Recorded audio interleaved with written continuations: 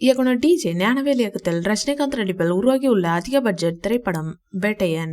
Action கதையை மையப்படுத்திய வேட்டையன் படத்தில் ரஜினிகாந்த் காவல் கண்காணிப்பாளராக அஜித் என்ற கதாபாத்திரமாக நடித்திருக்கிறார். அவருக்கு பக்க பலமாக துணை காவல் கண்காணிப்பாளராக ரித்திகா சிங் நடித்திருக்கிறார். ரூபாய் 160 கோடி பட்ஜெட்டில் உருவாக்கப்பட்ட இந்த படத்தை லைகா புரொடக்ஷன் நிறுவனம் தயாரித்துள்ளது.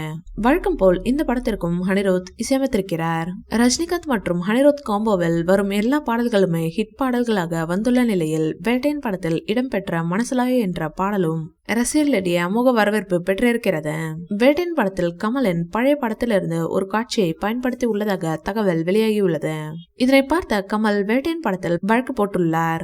ரஜினிகாந்துடன் இணைந்து ஃபஹத் ஃபாசில், ராணா டக்பதி, மஞ்சு வாரியர், ரித்திகா சிங், துஷாரா விஜயன், ரோகிணி, ரமேஷ் திலக், கிஷோர், அபிராமி ஆகியோர் பலர் நடித்துள்ளனர். பாலிவுட் சூப்பர் ஸ்டார் அமிதாப் பச்சன் இந்த படத்தின் மூலமாக தமிழ் சினிமாவில் தன்னை அறிமுகம் செய்துள்ளார். 2 மணி நேரமும் 45 நிமிடம் நீளம் கொண்ட இந்த படம் ரசிகர்களுக்கு விருந்தாக இருக்கும் என்று எதிர்பார்க்கப்படுகிறது.